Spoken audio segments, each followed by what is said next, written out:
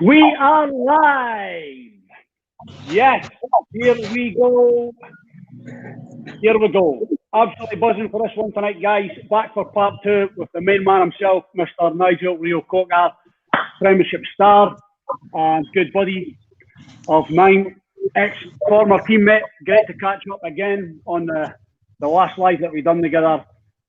Just reminiscing over some good old times, but more importantly as well, hearing the ins and outs of his unbelievable career. But before we get stuck in tonight, guys, I've got to give a massive shout out to Apex Glass and Glazing, who are sponsoring tonight's show. They're also going to be sponsoring Wednesday night's show with former Dundee manager, Dundee legend, Jockey Scott. Sean at Apex Glass and Glazing. Absolutely outstanding work from the guys. And we shall have full promo video of what the guys got up to, all the work that are involved. But if you're needing anything to do with glass and glazing, give them guys a shout. Follow them on Instagram at Apex Glass and Glazing. So, this is it. Here we go. Nige, how are we doing, my man? Good, thank you, mate. Ready for part two? Part two. Sun is still shining over there, I can see. Yeah, mate. This Florida life. Got the fedora hat. Gonna have a cigar after to relax. A wee cigar and a whiskey. Yeah. I don't know. I've gone tequila, mate. I was a Scotch man, but I'm swinging more to tequila now, mate. Some añejo or extra añejo tequila, mate. Just sipping on that. I have a Scotch now and then. I'll probably say my what was it? Craig Alicky, Ardbeg, Talisker. And is it Langevin or Langui? I can't remember. I can't pronounce it. But then, mate, I'm not a big whiskey drinker. Like I struggle. It goes straight to my head. I'm like, it's not for me. Like even being a big Scotsman, it's not for me. Oh, I love it, mate. Can't lie, I love it. When I was in LA, I had the guys who were over seeing. They got me a drink. I can't remember. It's very much like tequila, mate. I'm not sure if it's Mezcal. Mezcal, that's it, mate. Mezcal. That's it. Outstanding. Yeah, mezcal is the new thing now. A lot of people who originate from Mexico, they're obviously bored of tequila, so now they're doing mezcal. And then there's another one just come out called, I think it's called Soto, which is a mixture of mezcal and tequila. So it's a combination of kind of the two, and they call it Soto. And that's the new thing now coming from Mexico. Nice, man. Because here I see a lot of, there's like new tequila brands just popping up left, right, and centre right now, isn't there? Well, I see a lot on Instagram. Yeah, there's so many. I got into it more, and then like anything, once you do your research, even like if it's red wine, you do your research, you get into it, you kind of learn about the different agaves and what's what these new companies are doing, and because it's become, I'll probably say fashionable. But now all these big companies are jumping on it just to make mad money. So you got to be careful. But the one thing I like about tequila is there's so many different brands you can get. And you can find yourself like a good brand that's like a small family brand, but high-end, good quality tequila. Yep. Nice, mate. Nice. Yeah. You're coming a wee connoisseur. Kids make you drink. Mate, I was just in Centre Parks Monday to Friday there. Unbelievable week, but when I came home, I was absolutely pumped. Mate, I'll tell you, sometimes when you do the whole routine, take them to school, pick them up, you do their dinner and everything like that, by the time you've had 1,001 questions and it's coming to the evening, they're ready for bed, all you're thinking about is, I need a drink. I just feel so great. I need a drink. That's me. I'm not saying every parent is like that, but yeah, the kids have got me into drinking a little bit more of a nightcap and a sleep. So here you're getting a wee bit of time away from them at the minute, mate, because you're back. I say working, but you're back on the graft, mate, commentating. How's the Portuguese coming on with the Brazilian football? Do you know what? It's actually been quite fun because I've been doing a bit of co-com with the Copa Libertadores, and that's been really good. And I remember when we were young, Copa Libertadores was a massive tournament, and then the clubs that we used to hear about was the usual River Plate, Boca Juniors, Sao Paulo, Flamengo, the big Brazilian teams. So it's been interesting to do, and I've seen some talent. And then the actual first game I did was a team called Penarol versus, I can't remember who they were playing, but one of the young kids in there was one of the hot prospects, and he's the young kid that Man United have bought, an 18-year-old, a little winger and stuff. When you watch it, you can see the reason why a lot of European clubs were looking at it, because he's got that kind of European attributes. And I've seen 2 or 3 other players, and you start looking at the game from a different perspective now. So you look at them to see what their attributes are, how they play the game, whether they can make the transition to playing from Latin America to go and be able to do it in Europe. So that's been good. I think the name pronunciation's been awful, but the more I've been doing it, I've been getting better. So I've been rolling my R's and everything like that. So but it's been good. That's class, mate. Has Man United left him there for the rest of the season, or? No, they've got him. They've taken him. He's over there now in Manchester, I believe, and I think they've pushed him up to like was it under 23s or first team. But he's a good player, good talent. But again, the biggest thing of what people don't realize is, like you experienced it, when you leave a country and a culture and you go to a complete different country and culture, doesn't matter how talented you are, if they don't help you to settle in and to embrace it and be comfortable, they'll never get the best out of you. So now you got a kid coming from Latin America and going to Manchester. So it's a complete culture shock to him. And that happens at all different levels. Even some of the great professionals we've seen, they struggle. Remember the story of Reyes when he went to Arsenal? How he struggled and they had to get his family over there. But he's come from the coastal life in Spain to go into Arsenal, London, and all the rain, the weather, everything, the food. And he struggled to adapt. So it goes on at all different ages. Even just the traveling and then back in the mornings to training, mate. Yeah, exactly. So but that's been good fun. It's been good fun, and I've been enjoying it. I need to take the girls on a fishing trip though. I've been a bit bad on that. I've got them into fishing a bit, so my daughters love it. So I've been teaching them how to fish. So I need to take them to the beach and go fishing with them. Nice kind of fishing. I like to just I do different types. I'm trying to get more into fly fishing. So I got my fly fishing there. I got a bit into it when I was living in Canada, in Vancouver. But with these we've got a lot of lakes and stuff around there. So we take them to do big mouth, large mouth bass fishing and all that. And then you still got to be careful because every waterhole in Florida, there's potentially an alligator in there. So you got to be very careful. Yeah, mate. 100%. So when you're going and commentating, what are you doing it remotely, or how does it work? Well, over at the moment, we have to do it remotely because of COVID. If it wasn't so bad, I'll be probably doing it from Argentina, which would be a trip I'm looking forward to. So I've been speaking to the guys, and they would get us over there, but they can't right now because of all COVID and stuff. So at the moment, it's just remotely from Miami. But it's been good fun. It's been good experiences, and you see football from a different perspective. You learn the different approach, which a lot of people don't realize how much culture and upbringing plays in football. Regardless, it's the same game, easy to play, but there's so many different in opinion and approach to it. From all over the world. Well, what's the boy who's just signed for Chelsea?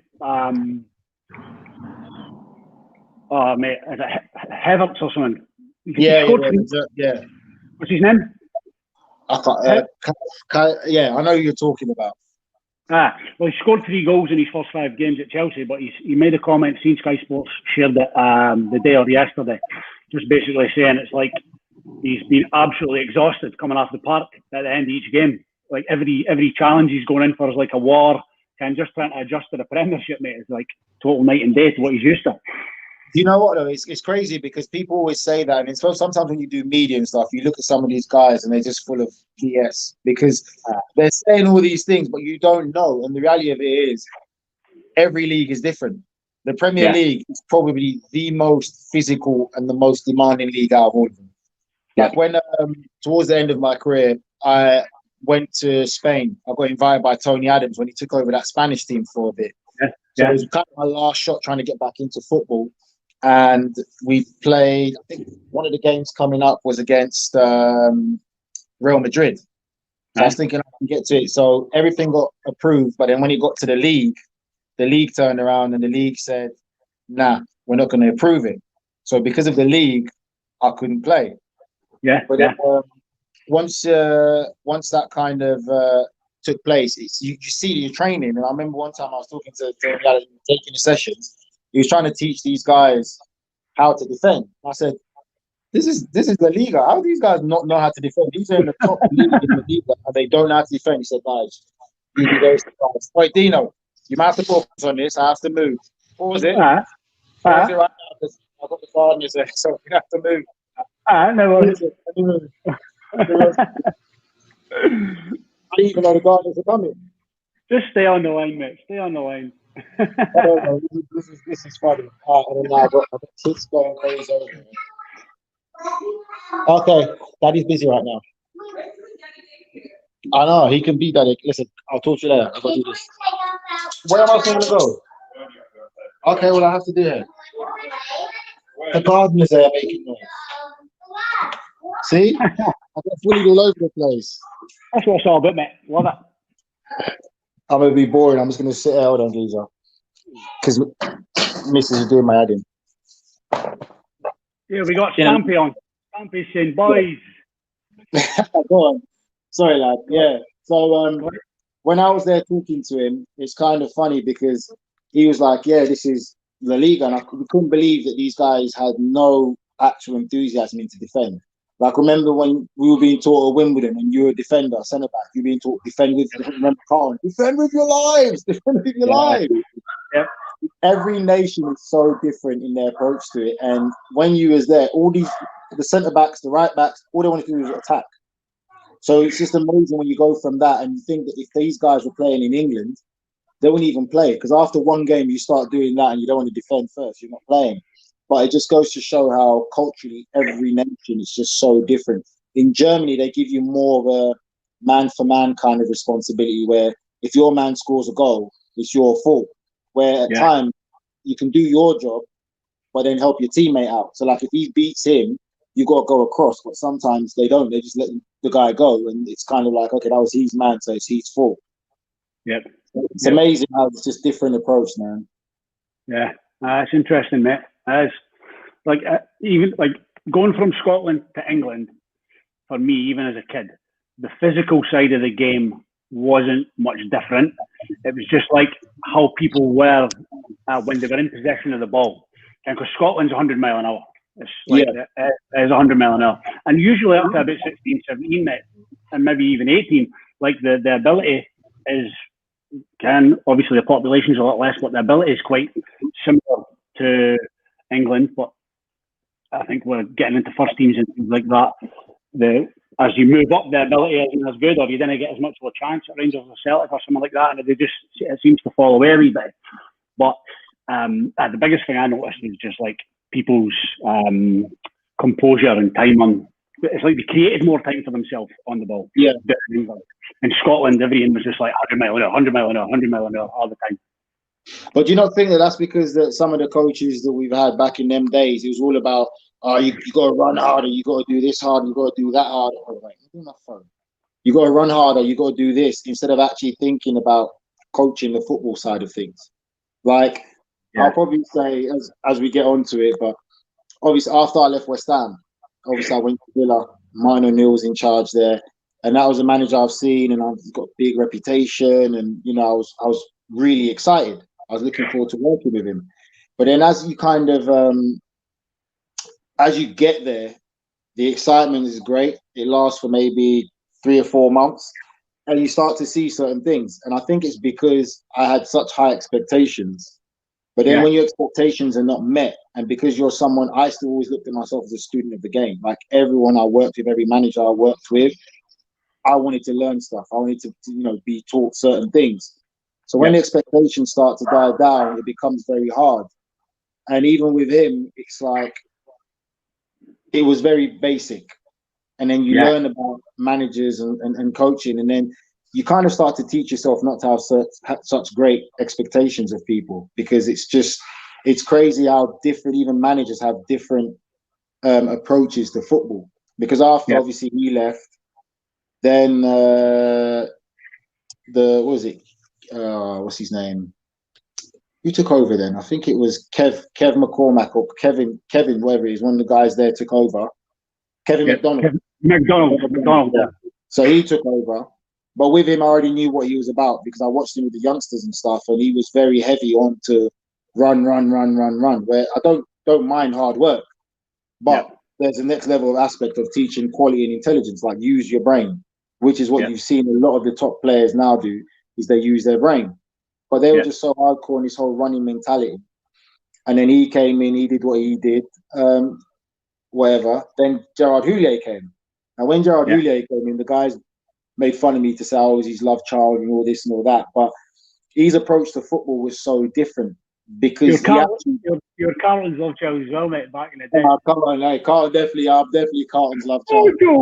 For those who don't know who Carlton is, Carlton was our under 15s coach at Wimbledon.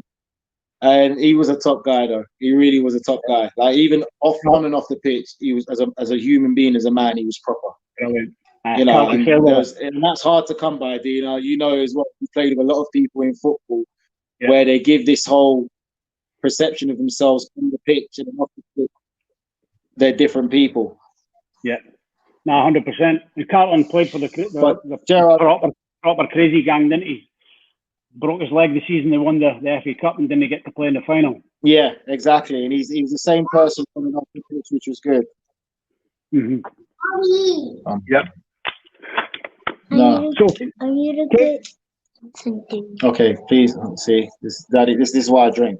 Hurry up, please. Visitors, mate. Say again? Yeah. No, I'm just saying visitors, man. Visitors on the call. It's happened to me many a time, mate. No, but this is about the real life anyway. But I know, obviously, you'd want to know about Villa, my time, Villa and everything. Yeah, so 100%. Like I said, when I got there, the expectations were high because of, obviously, Martin Oneil, what he's done, Celtic, Leicester, and all that.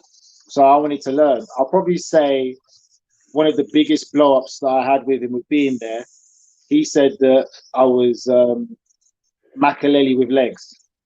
So I was like, oh, wow, that's a great compliment. So I wanted to get better as I can, and he wanted to model Chelsea and stuff. But the problem is we never trained like Chelsea. Footballers, they all talk, it's a small circle. Everyone knows everyone, so everyone knows someone along the line. But we never trained like Chelsea. We did a lot of like 6-a-sides, 10-a-sides, which is great because it was very simple training. So we felt, okay, like this is fun. But after a while, it became strenuous where tactically we weren't doing anything. Like we didn't really do any tactics or work in it at all. So you speak to one or two people who worked with him before, and they'll be like, oh yeah, you used to do it a lot in Celtic, but he doesn't do it anymore. Which, okay, no problem. So then when you're saying you want to play like Chelsea, but then we're not training like Chelsea, we're not doing what Chelsea do, and you knew Chelsea trained every day in a structure, everyone was always in their formation, so everyone knew exactly what was expected of them. I think one game, long story short, we had one game, we lost the game, and then he's asking boys questions, and then me and my big mouth put my hand up, said like, Gaffer, you said you want to play like Chelsea, you want to be like Chelsea, but really if it is, we don't do anything like Chelsea. Like we don't this, we don't do that. And there was a pause of silence for about 5 seconds. And then he's just gone, and he absolutely slaughtered me. And I'll never forget, I was sitting at the back, and then Martin Oneill was sitting in front of me, and he just turned around like that and just looked at me while I was getting slaughtered. Absolutely slaughtered me. And then from that day, that's when things with me and him were never great. And the thing with him is, and this is what people don't, I think a lot of people don't pay attention to, is I always pay attention to people, what you say, what you do, and how you are and how you treat people. So I already worked him out as someone that he likes to know what you're thinking. He doesn't like people who think. If you think, it's a problem. And there was times later on in the career where I'm just going through different things where he'd see you in the morning and he'd pretend he's on the phone just so he doesn't say hello to you, which for me, it's just like, you're the manager, you're the guy we're supposed to play for, but you're pretending that you're on your phone just so you don't speak to us and walk past us. And it was just a combination of so many things. And then some days he'd come in, he'd be upset, and whether it's personal things that he was dealing with in his household or whatever it is, but he'll take it out on us. And the one thing that I would say that I learned from him, the one thing that he was good at building a team. And if you look at his teams, every team he had two colossal centre backs whose job was to head the ball, head it and kick it. He didn't want playing out the back. He had two solid fullbacks, two solid midfielders. His love and his passion was his wingers and his strikers. Like, his wingers and his strikers were the holy grail, where he praised them like you wouldn't believe. And as long as you're winning games, it's fine. But one thing he did is he kind of ruled with fear, where he built a team, which is one of his things I'll give him credit for. He knew how to build a team. What he also used to do is used to rule with an iron fist, where he really did teach you how to get that winning mentality. Because it was the fact of, if you didn't win a game, or if you didn't draw, if you lost, going to training was literally like walking to the gates of hell. Whenever you lost the game, everyone was not allowed to smile. Like, staff members weren't allowed to smile. People in the offices weren't allowed to smile. Like, if anyone was smiling or anything like that, he'll come down on you like a ton of bricks. He made it like death's door, where the boys each used to pray that let's win or draw. And that's how he built that winning mentality at Villa. And then especially if you didn't play in the team, you were the ones that were getting punished. That's how he ruled, where we didn't even play, but we'll be doing 1v1s for 2 minutes. And you'd be dying after he does running. Like, he'd run you like crazy. Then you do 1v1s. You'd be tired, and you could see you're putting it in, and you'd miss a shot, and you'd be like, that's rubbish. That's rubbish. That's bloody rubbish. Like, he'll be hammering you. But it was really that bad. But credit to him, because it worked. You know, when he was there at Villa and stuff, we were successful. But a lot of that was the characters that we had in the dressing room. We had a lot of big personalities and big characters, and he gave all the praise to his wingers and stuff. And, you know, John Carew was literally living the Playboy lifestyle and partying, and they knew what he was doing. He was scoring goals, but he was getting the train to London every day and just partying and enjoying himself. But because you're winning, being is acceptable, while some other managers wouldn't have that at all. And it just shows you the crazy dynamic of it. But the one day that we had the incident was, I think he definitely came in a bad mood in training already. And then I was already a little bit on the edge, and we were training. I passed the ball. This exact incident. I passed the ball and I made like a third man run. And he just passed the ball and running away. I went, no, Sidwell was there, and Stephen Sidwell was actually there. And he's just passed and running away. I go, no, Siddy was there. And he's going, oh, fuck off. And I went, no, you fuck off. He went, what? And he came charging at me. And he grabbed me by my neck. I'm looking, but the thing is, all this time I'm looking, I'm like, this guy cannot be serious. Like, I don't care how old you, I don't care how tough exterior you think you are, I don't care if you've been through the Brian Clough area. I'm not from that generation. Like, our generation is different. Like, he's coming, he grabbed me by my neck. I'm grabbing him. So I grabbed him back. By the time I grabbed him back, the boys came in and split it up. So he's like, oh, just go inside, fuck inside. So I've gone inside. So I'm heated.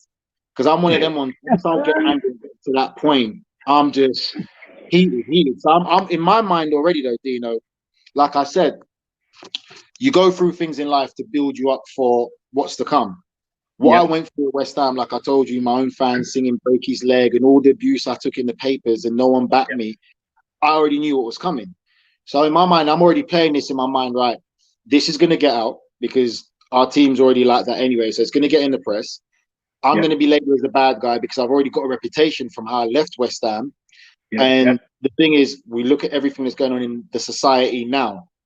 It's there for everyone to see. So this was already happening back then when there wasn't a platform for black men to speak comfortably. So I already know that I'm going to be the bad guy, or look, he's got an attitude problem. So I already knew what was coming with it. So I already knew his intent was he was going to play on that. That basically I was the aggressor when everyone saw that he grabbed me by my neck first. So anyway, I went home. Then we came in the next day. He got everyone in the dressing room, and he's gone. He's come, just had a shower. You got something to say to me? I looked at him. I went, hey, you're not going to apologize. And he tried to belittle me in front of everyone in the dressing room. So again, I knew the play and what was going on. So I'm like, no, I've got nothing to say. He goes, all right, well, take the weekend off. All right. And I just got up and I left. Like, I'm not going to apologize to you for you trying to attack me. So obviously it came out in the press or what happened. And some people in the press, without knowing what's going on, jumped on it. Oh, you know, Nigel, the problem child, the attitude, which was all absolute BS. Reports came out, oh, he was suspended, he was this, he was that. And then obviously I haven't really spoken about it. But to this day, I never got suspended. I never got fined 2 weeks' wages. I never got fined by the club.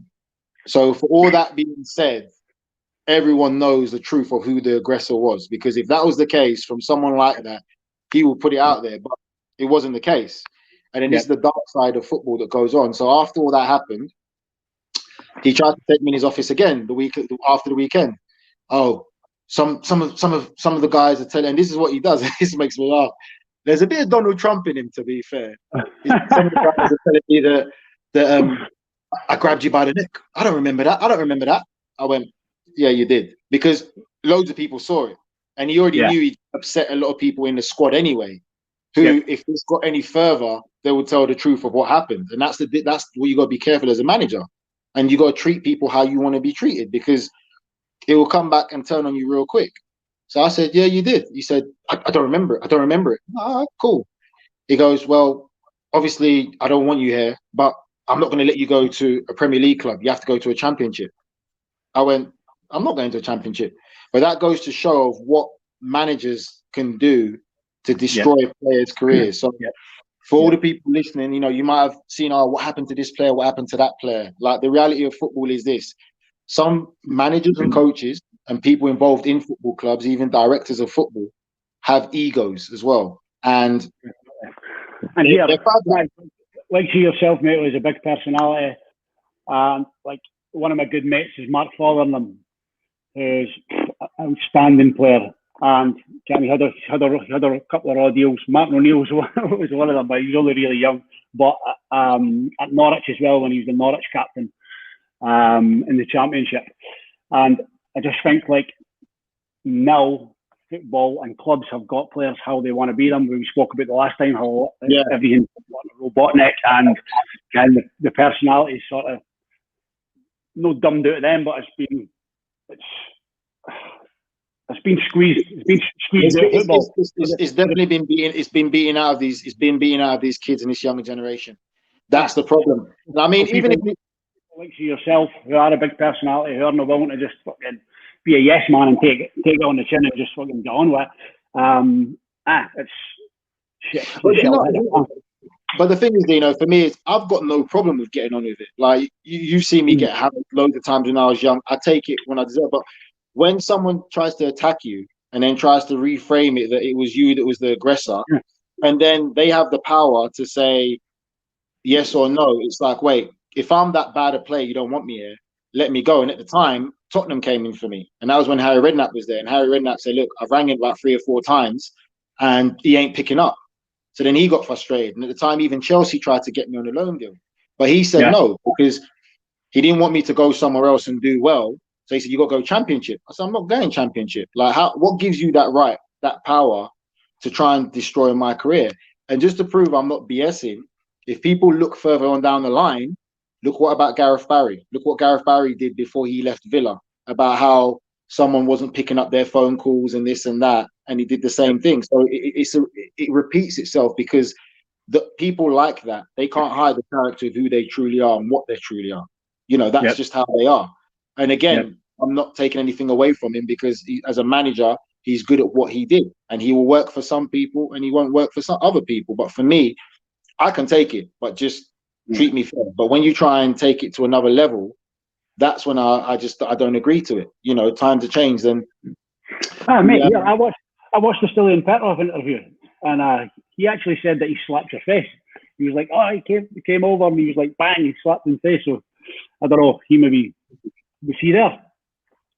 He was there. He didn't slap me in my face, but he was there. Like, come on, like, I'm not that. Like, my mum, God rest her soul, didn't raise no fool. I ain't letting no guy slapped me in the face. Like them times he did not slap me in my face. He grabbed me by my neck and I grabbed him.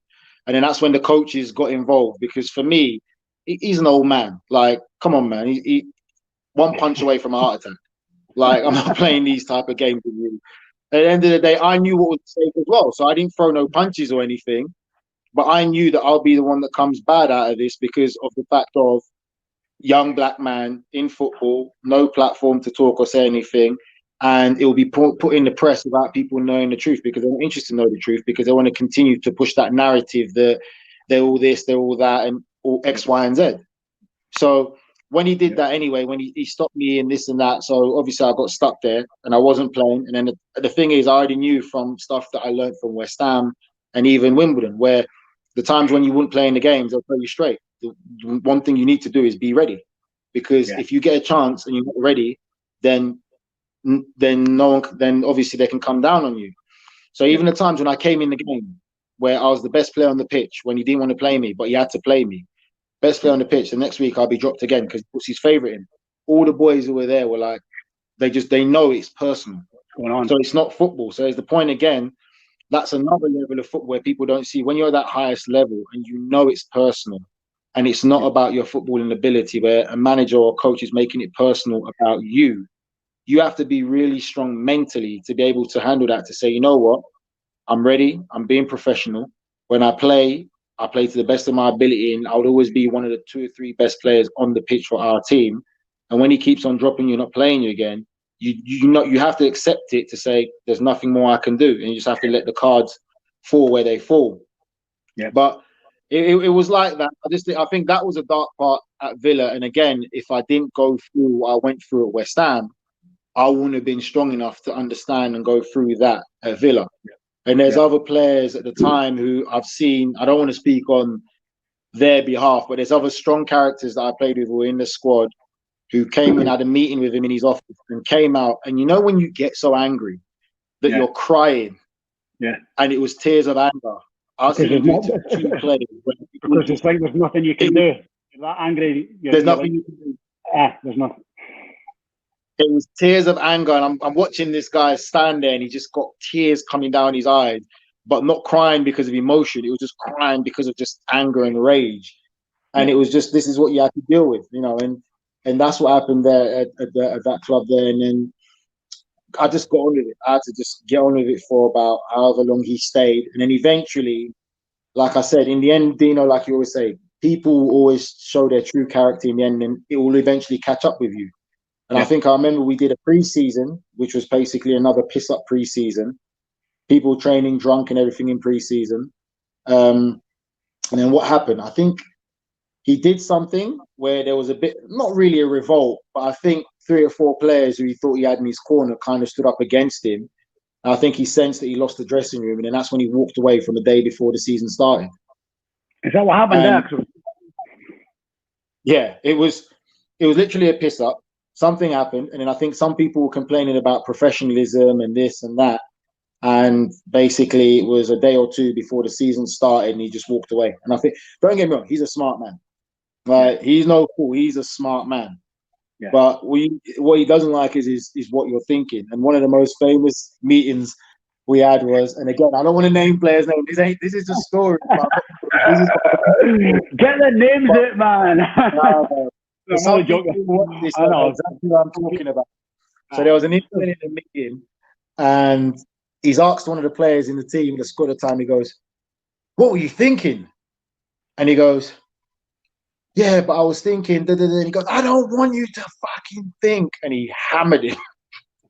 Hammered him. And I don't want you to fucking, because he asked him, "What are you thinking?" And he's about to play, and he goes, "I don't want you to fucking think, da, da, da, da." And I'm just like laughing. From that day, he lost that player. And I mean, that player hated him. Yeah, he hated him to a level of, it was just pure hatred. And I couldn't blame that player, because it's very similar to what he did to me. And it was crazy. But he lost the dressing room, I believe so. And that's why he walked away. And then for me, I look at that about, no matter how much he's put in media and this whole tough exterior, the reality of it is, I'm probably more stronger than you, because you tried to break me and you didn't break me. But you that has the power where you could have made things happen.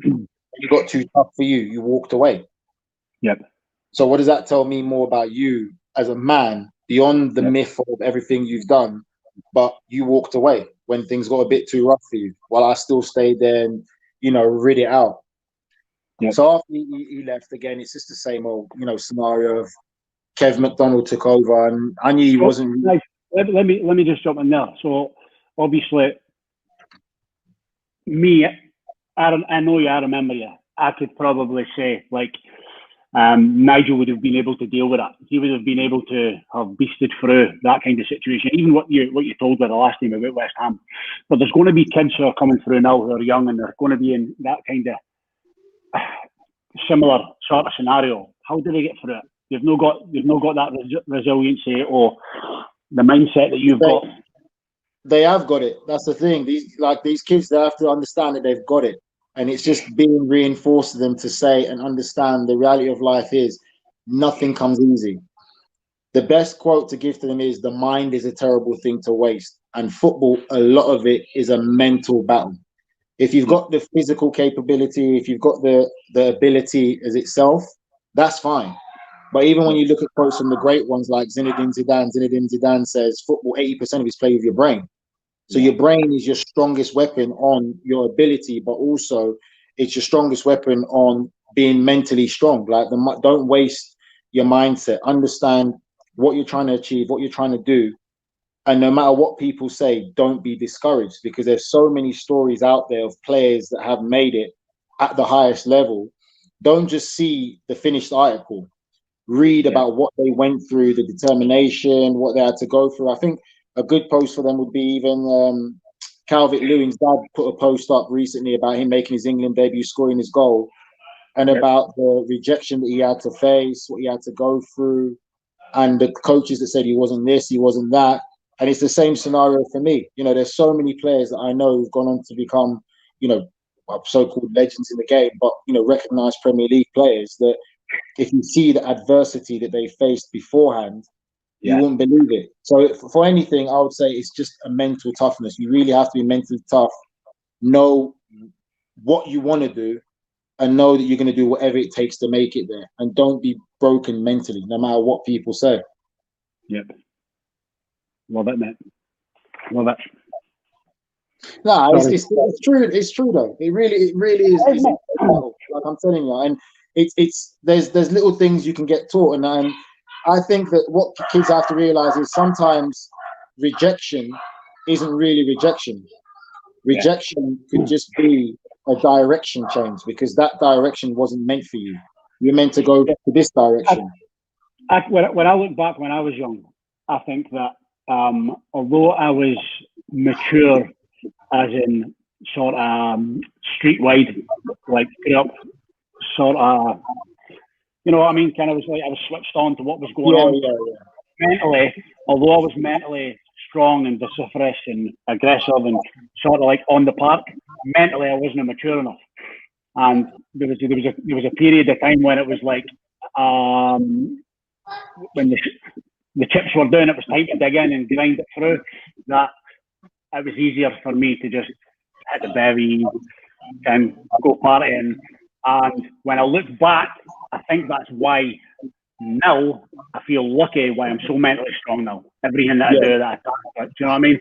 But I had to go through that and learn, probably 10, 11, 12 years it took me to learn. And everybody does. I think it's good for the youngsters to understand that basically that, like I said, rejection isn't rejection. It's maybe a direction change. And it's funny because I was just having a conversation. I'm in a group chat with some of the Villa boys, and it was Fabian Delph and Emil Heskey and Gabby and Stillian and Ashley Young. And we were just talking about certain things. And I said that the reality of it is what we went through, because we were talking about some of the hardships we had as kids. And even when we were playing football, the amount of buses and trains we had to get to go to training and come back home hungry and all that. I said all of that was what you were supposed to go through to make you strong enough mentally and even physically, and to be that determined to make it, to get to where you're at now. I said, if you never went through that, you wouldn't be the same character and same person that you are now. So I said, you got to look at it as that was part of your journey. What's meant for you is meant for you. And even with going back to that, when Wimbledon went into administration, at one point, Everton were interested in signing me at the time. And I think that's when they eventually took Cahill. And I was disappointed. Obviously, as a young lad, you get disappointed. But at the same time, I think, like I said, I wouldn't change anything in my career because it meant more to me to go to West Ham and to earn promotion to the Premier League through the playoffs than being bought by a Premier League club. Because that experience of playing in those big games makes it, priceless. You play in the Championship finals and then you get to an FA Cup final, so you're already used to playing in big games of like 60, 90,000. Would I have been like if I just went straight to Everton and then you didn't play in a big game and you get into a big game, would you crumble? But the biggest thing I think that young kids have to understand is mentally you have to be strong. Like you have to be really determined and protect your mind and keep it positive. You can't let negativity bring you down, and any criticism you get, take the best bits of it to make yourself better. And you have to be real with yourself. You have to be able to look at yourself in the mirror. And then for parents who might, want to know, the best thing you can do for your kids is give them that foundation of support that we're here for you. But it's letting parents, I think for parents, is don't play the game for them. It's always let them understand that you are in charge of your own destiny. Like, we can't play it for you. It's all about how much you want it. All will be there for you is a safety net, but you will determine how far you go, and it's all you. You make it, not us. Yep. No, 100%, mate. Superb. So Kevin McDonald takes over. Your life starts to change. Yeah, he's all right. I mean, he dropped because Stephen Ireland came and he dropped me for Stephen Ireland, which I knew was going to happen anyway. And then Stephen was struggling a bit. And then one game I played, best player on the park. And then he even had the cheek to tell me he was amazing last game, but I'm going to put Stevie in again. And again, that goes back to the mental battle. So you got to think how long I've been going through this period of playing, doing well, and then coming out the team. And then doing well again and coming out the team. So if I wasn't mentally prepared, doing the right thing for when the chance comes, because football changes in a blink of an eye. Yeah. So it's just like, okay, I'm back to here again. It's personal. So it's just kind of like you ride it out. Then Gerard Houllier came, and I thought he was fantastic. I thought his training method of what he believed in and everything, it was great. I think some players there didn't like him because he was a bit too professional. His history before was a teacher. So some of the real, let's just say, some of the real British English players didn't like the discipline that came with him. And, he was great. And then obviously had his health issues and stuff. And then by that time... What kind of discipline, Nigel? Just basically the simple stuff of he wanted all the boys to eat together. And then no one could leave until everyone finished, which I thought was a good rule. I think it was part of team bonding. He wanted everyone to get a massage because he saw the importance and the science behind clearing out the legs and stuff, and not being in a rush to go home as soon as you're done or go and do what you're doing. 20 minutes warm up, professional warm up, and then every day we're doing technical stuff. And for people who didn't agree to it, we went from, I don't know, maybe 150 or 200 passes a game to when he took over, we were doing 400 or 500 passes a game. But it was passing, not for the sake of passing, but it was passing to score a goal with patience. We played some great football. We really did play some really good football, and he changed my perception on football. I think for me, he's probably one of the best coaches or managers I worked with, just of his approach, because of everything he did. It wasn't rocket science, but it was great. And bearing in mind, he had the fitness guy who was working at Lyon, and I think it was at Lyon before, when Lyon were dominating Champions League for a period of time. And it was just total football, but it was enjoyable. But again, it's if you want to be in that frame of mind of being disciplined and taking it on board, which some British players find it hard because it's not part of the culture. They're very, we grew up in a different culture, when it came to preparation and management and stuff like that. So he was good. What was he like one-to-one? Huh? What was he like one-to-one? For me, he was good. He was good one-to-one. I thought he was very genuine. But remember, he's a teacher. So for some players, they didn't like him. But it's probably because he was intelligent enough to read the person that he's talking to know whether this person, yeah, exactly. So he had that kind of experience already. And remember, he built Liverpool to basically be ready to build the Champions League for when Rafa Benitez took over. That was really Gerard Houlliè's team, all the players that was there. So he was very knowledgeable and stuff. And I again, it wasn't that he did take a liking to me, but I wasn't like sucking his ass or anything like that. It's just the fact of I embraced the change, the style, and everything like that.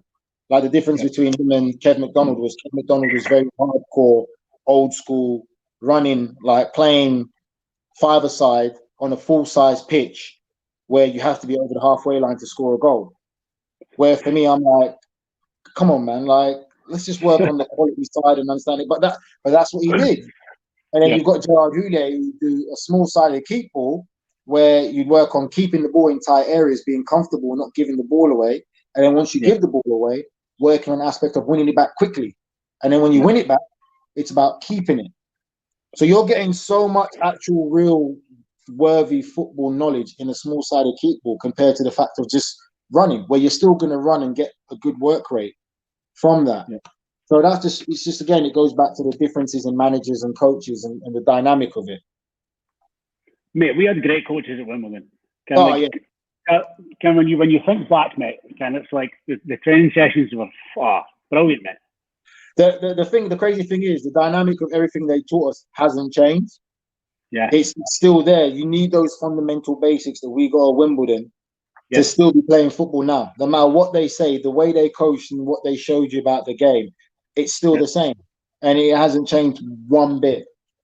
Do you know what though? What's interesting as well? So for all the outsiders are people who think about Wimbledon, they look at Wimbledon, they think of the crazy gang and hoofing it and stuff like that. But when we were there, it was all about keeping the ball, playing football. For sure. What they always encouraged, I felt there, was they encouraged you to be the best player you can be. You know, they played to your strengths and they taught you to understand the game. I think as we got older, they taught us the difference of being a five-a-side park player to playing at a professional level and knowing what's expected you at the professional level, which is what you've got a lot there. And I always say, when people would ask me, I said, I'll never change anything. Like coming through Wimbledon was the greatest thing ever. You look at all the players that came through, what we mean to each other, talking, and even with the other Ginger Minja, Dean Lewington, the Wimbledon legend. Even me and him, we just rekindled our friendship again because we we didn't fall out or anything at all. Like we just stopped talking. But you know what Dean was like, innit? He's a bit of a pride, like, I want to feel like a hangers-on. I said, how can you ever be a hangers-on? Because I still talk to like Marvin and Wade pretty much every day. You know, you still speak to people that came through that. I think the characters and stuff that we had there, I would never change it for anything. Like it was such a great place. And here, Dino's played 800 games, Nige. Oh, he's a legend, man. 800 games, mate. You know they need to make him manager. That's what they need to do. And I keep I text him. I said, when you get a manager's job, just give me a little job. Give me a kit man's job or something, and I'll come and work. It's crazy. I know, mate. And one club, whole career. Well, obviously the switch over, but basically one club his whole career, mate. Mental. It's basically unheard. It's unheard of now, isn't it? It's unheard of. And listen, the next generation's coming through. It's never going to happen like that. Like clubs now, you'll be lucky to find a kid, even a young guy, come through one of the top clubs in England and stay their entire career, like a Paul Scholes or Ryan Giggs. It's not going to happen. Yeah. It's all changed so much now. It's all the dynamic of money, and it's just become such a big business now. It's a business, and like we talk about parents, and you say about young kids. I'm not worried about the young kids coming through. My thing that's scary that I've seen is parents. And they're called bulldozer parents now. The way some of these kids are watching their kids at 12, 13, whether they're at Arsenal, Man City, this and that, the way they talk about their kids, I look at them, I'm like, you have no idea how far your kid is still from like making it or whatever it is. I said, wait till your kid's balls drop and he hits puberty, and then girls come into the picture and he starts drinking and stuff like that. And then you don't even know how mentally strong your kid is. Like we talk about, if a manager likes him and that manager likes him, makes him feel top of the world, he gets sacked and a new manager comes in and then doesn't fancy him as much and drops him. Is your kid mentally strong enough to pick himself back up to be able to say, I'm going to show you or is he going to start dropping down the leagues and stuff? I said, like, you have no idea. And that's what I always find fascinating when you watch these parents. Mate, I think what the thing is, like these kids or the families are getting like houses bought for them, or they're getting wedged in at such an early age, and they think that's it. Oh, yeah, everything's going to be rosy. And like, I remember when I first went and I sat in the dressing room. It was maybe one of our first days when I signed. Then at Wimbledon, and they were like, "You'll be lucky. There'll be one in this dressing room that makes it, maybe two. Yeah, maybe can and like so. Whether you're under 14s, can it gets less. 15s, it'll get less until when you're in that youth team. Then there's only going to be one, maybe two. Exactly. It's funny though, man, because when you watch these kids, it's just like, damn. And then it's like people say to me about, oh, why don't you get? Because I've got 2 girls at the moment. They go, oh, why don't you get your girls playing football? I'm like, no. Like, I'm gonna let them find their own way. They need to find something they're passionate about, because if they're not passionate about it, they ain't gonna make it. So I'm not gonna do it until they find what they're passionate about. I'm not gonna make them play football just because I did. And obviously over here in America, women's soccer is pretty much bigger than the men's soccer. Like it's massive over here. But unless they're really into it, then yeah, like my youngest probably is more into it, and she's the bully of the family anyway. So she's the tough one. What age is she now? She's 4. My youngest is 4 as well, mate. She kicked the boy in the face the other day in daycare, like booted him in the face, and I was like, oh god, here we go, it started already. But she's got a good heart. Yeah, I tell you what, just what you were saying there, right? When you were thinking about like being passionate about something. No, I don't know him or anything like that, but we mentioned him the last time, David Bentley. Right, what an unbelievable player! You just think that he just played it just because he played it. It was, do you know what I mean? He just had that sort of. He just played it for the sake of playing it, and it was just like, once I'm done, I'm done. And then he did retire early. Retired at 28, 29 or something, did he? Yeah, he had all the ability. I think what got to him a bit was the fact of when he played for England and stuff, and they started to compare him to David Beckham, saying he was a David Beckham wannabe and all that. So whether that affected him mentally, I honestly don't know. But after a while, I think he got bored and annoyed of the BS of football, which it really does exist. Like, for people listening, don't be fooled. Football now is an environment where it's like an office environment where there's so many fragile egos, and that goes from players, managers, coaches, physios, everything. There's so many egos, and there's some people with hidden agendas. And he just got sick of it and just thought, you know what, let me walk away from it. I think he made some investments and stuff, but then also what he was saying was right about how kids now, or kids coming through, are just so robotic, and there's a bit of a lack of personality. Yeah. And I think that if you're watching the modern game now, you look at it. I'll give you, for my example, this is my opinion. You look at Jack Grealish. Yeah. He doesn't play like a typical academy product. Like, that kid has natural ability. And is it the fact of Gareth Southgate doesn't like him or doesn't want to pick him because he doesn't play like the rest of these academy products who come from the line of being programmed to do this, do that, and look very robotic in their movement and style? And is it that he's too different that he can't fit in there?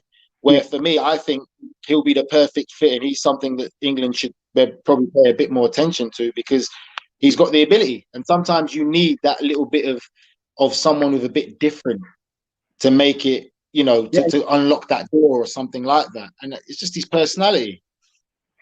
Yeah, I think they worry about like how he is. He's no robot off the park either. He's got a personality about him, mate. Can? Yeah. I know he's compared to Gaza the other night, wasn't he? Yeah, and Southgate didn't like that, but the reality of it is, it's true. It's a great comparison, and the kid's got ability. You can't deny. I'm not saying he's going to be like a 10 every game, but he'll make something happen, and that's the type of player that you need in England sometimes, because now they're trying to go down that really rigid, robotic kind of way, and it's just, I don't know. It's weird. And again, how can you justify not playing him? Because if we're going to go to stats now, his stats is better than all of the ones coming through, better than Mount and all these other kids that are all over the place. He's got the best stats for goals and assists, and he's captain of Villa. So what is it then? It must be more of a personal thing. Yeah. Fuck, mate, he's just got in the squad. Like, the whole last season, they just kept saying, right, is he in the squad? Is he in the squad? And he just kept getting patched time and time again. Exactly. Now he's finally made the squad and he stole the limelight and had a great game. And it's hard to justify him. And it's because you know what it's like. Remember when we were kids, we used to talk about the England squad and all them kids who was in the schoolboy squad and this and that. It became like a gang. It was easy to get in, but once you're in, you couldn't leave it. And there were so many kids who were playing like reserve team football, not even first team football, but because they were at Liverpool, Chelsea, all these clubs, they were playing for England, but they were nowhere near their first team. And it's the same thing with England because you can see with Calvert-Lewin scoring goals and doing great for Everton, and you could see they're itching to put Harry Kane back in there. But should Harry Kane play? He's not scoring goals. Yes, he's doing well for Tottenham, but if he's not scoring goals, what warrants him to start ahead of Calvert-Lewin? It should be done on merit, on who's playing. But that's just the whole England system, and it's something that England have had for years and years and years. Where it's once you get in that squad, it's like blood in, blood out, like until you die or retire, you can't get out. They're still going to pick you. Nah, definitely. Here you can go back, look at like players like Andy Cole and stuff like that. Where exactly. Never got a sniff for years. Exactly. So back to you, Nige. Back to you. Finished up at Villa, Houllier. The best thing that happened to you, mate, wasn't it? Yeah, he was good. He was good, and it's sad that obviously he had the heart problem, and then obviously I just didn't see a future there, because I just didn't think they wanted me there, and there was uncertainty who the next manager was going to be because they didn't know he was going to come back or not, and I think that it kind of just left a bitter taste in my mouth where I just felt that I needed to do something different, and then that's when you start to realize how football changed because I was a free agent.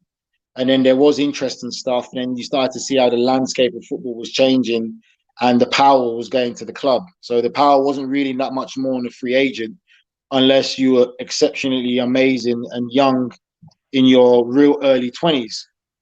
So then I ended up going to Bolton. I think Bolton was great for me, man. I don't even know how to describe him, but his name's come out. Owen Coyle. Owen Coyle, I played for him. He's a Dundee United legend, mate. He was fantastic, man, and he was a great guy, on and off.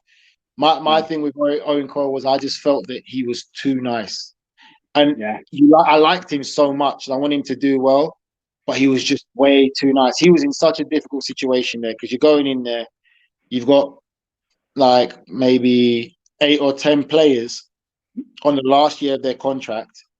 You're fighting a relegation battle, and it's hard. I'm looking at them like you can't motivate these guys because their problem is not even with you. Their problem is with high up above, and you have no power to say, right, you're going to get a new deal or this or that. So that whole year for me was, in a nutshell, amazing manager, amazing human being, Owen Coyle. And I just felt, for me, he was just too nice. And I felt that there were some people in that team there who were literally taking the piss and taking his kindness for weakness because he was too nice. And there's times where I was sitting there, I wanted him to rip a new arsehole into some people, but it just wasn't him. And his philosophy was, when he was young, he didn't like it when managers used to hammer and shout at players and hammer him. So his approach was, my approach is, I'm going to feed you with confidence and belief, and there's no need to be like that, and just try a different approach, which he did do. But I just felt there were so many people in that dressing room who were just taking the piss. And to have a team where you've got 8 or 9 players on the last year of their contract and you're fighting a relegation battle, it's hard to get that commitment because whether this club stays in or goes down, they still have a contract. So you're basically in a lose-lose situation anyway. And but he was a nice guy. He really was a nice guy, and the positivity. He's the most positive manager I've ever worked with, and as a human being. And he was good. He was good. Like prepping and tactically, he got involved in football. He had more ability than some of the players in our team. And as I think he's a good player, he would join in training sessions, and start bending it in the top right and top left. He had a lot more ability. I'm telling you, he was really good. But you did feel sorry for him. And obviously we got relegated on the last day, where we probably could have saved ourselves early on in the season if some players rolled their socks up. But again, it's like one of them ones where, for me, as much as I wanted to tear people a new arsehole, I couldn't, because it was a new environment. And like I said, you got to read and look at the bigger picture. Right now, we needed the players to perform. And if they got back in their shell and started being shy, you're even in a worse situation, because we didn't have the biggest of squads. And then they're already on their, like I said, they're on their last year. It's like a lose-lose situation. So you just had to keep them on side. So they feel because they could just chuck it. Yeah, exactly. And then obviously they got relegated, and then I had a clause to leave. I had a clause to leave if they got relegated.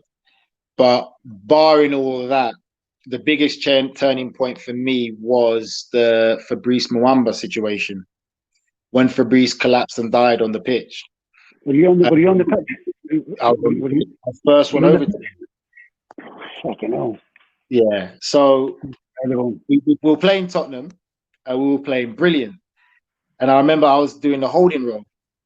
So I'll never forget this. I remember it was like maybe, I can't remember what time it was in the game, but I said to Fabrice, Fabrice, look, you sit, let me go. Let me bomb forward. I think I can maybe nick a goal here. Let me bomb forward. We were playing really well. And he's going, no. I said, are you sure? He said, no. And literally 20 seconds after is when he collapsed. And I was one of the first ones over there. And you could see him foaming and shaking. I was like, this isn't a seizure. This is something more.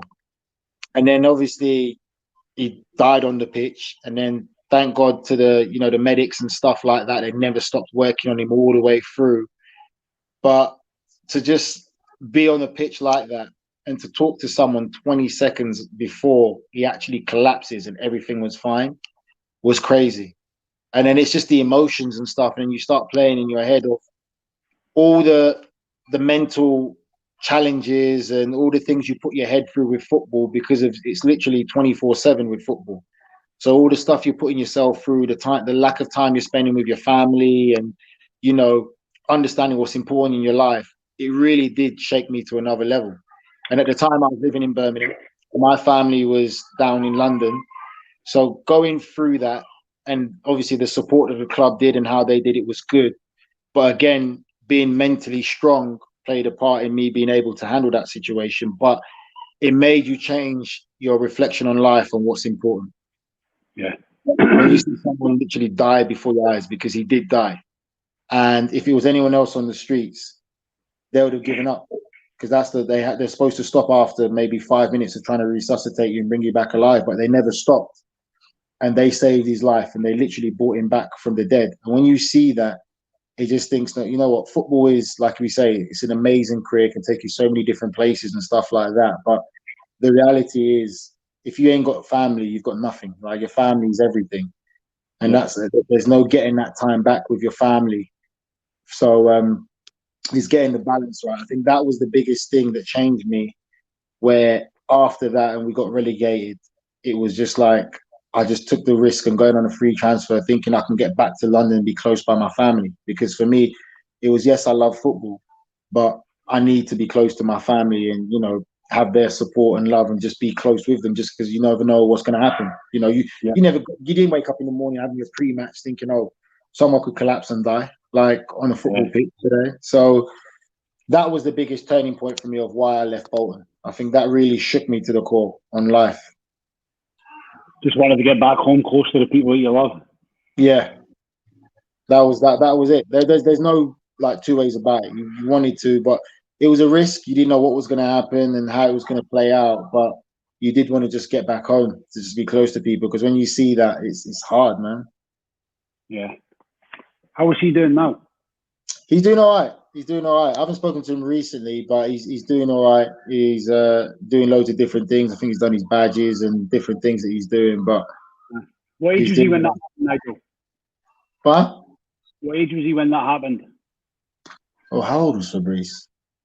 Jesus Christ. Oh, you're going to make me go back now. He was young. Let's just say he was young. I think he was maybe 20, was it 25, 24 maybe? I'm guessing 25 or 24 when it happened. So he was crazy, young. man. Crazy. I remember Phil O'Donnell. Did you heard of Phil O'Donnell? I've heard of the name. Phil O'Donnell. He played for Celtic in Motherwell. He collapsed on the park. He actually died there. Wow. Crazy, man. Mental situation. Like, so tragic. Just as you say, mate, Ken, it's something that you love. It opened many doorways to you all around the world, like it has done yourself. But at the end of the day, it's your work as well. And when you're away from your family, doing any kind of work and stuff like that, reality could hit home and just. Yeah, it's also crazy because when you say that, it's like some people take it in and like, oh my God, can't believe it happened. But when you're actually there and you witness it, it's a different type of trauma. When you see that visually, it's different. It's always like when you give a kid advice and say, don't do this, don't do that. They think, oh, you're just talking for the sake of it. Oh, okay. And then it's until they experience it themselves. And when they see it, then they realize. So that was for me, I think that the trauma of seeing that it's so different. You can't put it in words. Like, just watching that in front of you, especially on a football pitch, you know, that's tough. Like, you just don't expect that. But, you know, Fabbody's all right. But it definitely was a changer for me in my priorities in life. Yep. So what age were you then, Nigel? I think I was 28. 28. Did you still feel hungry, or were you? Oh, the hunger never goes. Like, I always wanted to play. And then even after that now, we could kind of just breeze through the rest of the career if you want.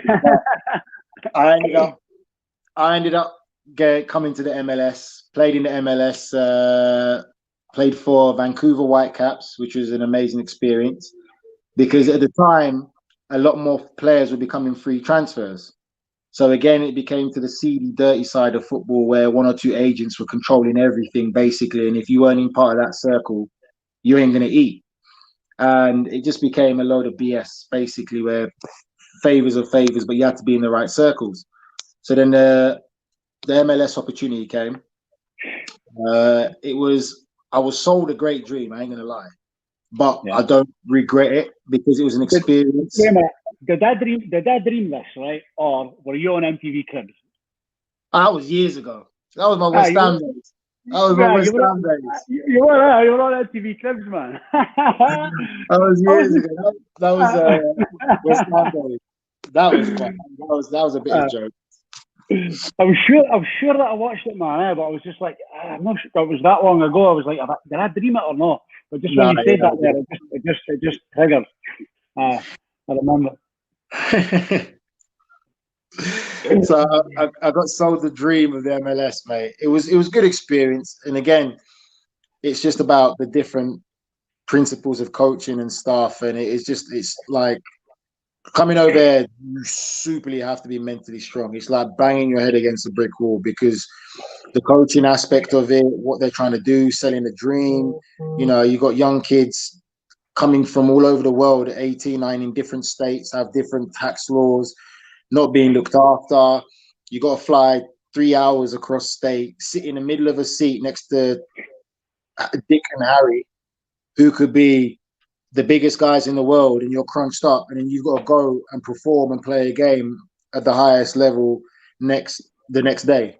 And then you've got kids who can't even pass the ball 5 yards. And it was just, it's crazy. And the thing with that, what people should just realize is every top European player that's come here has said the same thing about the league and complained about the league. It's great for the first 6-7 months, but after that, the reality of the football side of things, it drives you mad. And if you take your football very seriously, it will drive you mad. And it drove me nuts. And someone you might know, Kenny Miller. Kenny Miller, I don't know him personally, but so I spent a lot of time with him, and he was another one. He was moaning. But when I got with him, it was exactly the same thing. We moaned about the same thing just because of how we were. And the fact is, the funny thing is, this is the arrogance of North America at times, is Kenny and I are telling them of how it works in Europe and what we do.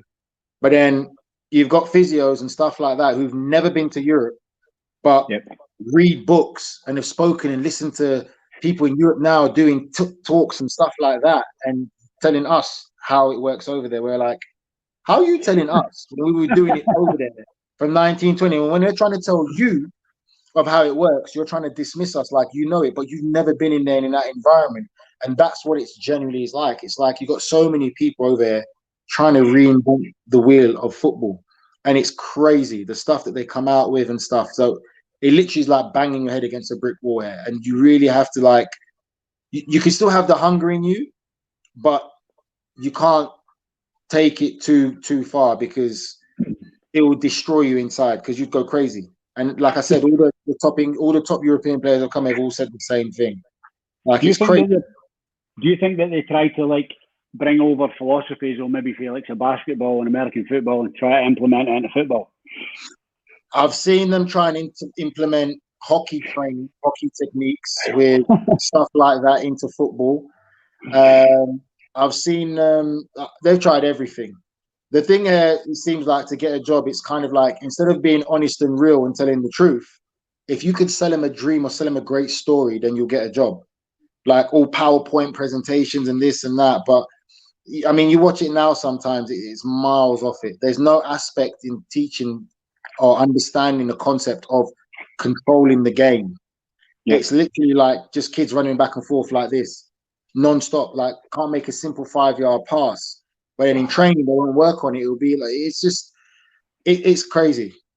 It's crazy. And like I said, it's a great experience. I'd probably say the best part of it for me probably would have been my time at Montreal, because we played in the equivalent of the Champions League final over here. We played Club America, which is a Mexican team, and they played at Aztec Arena.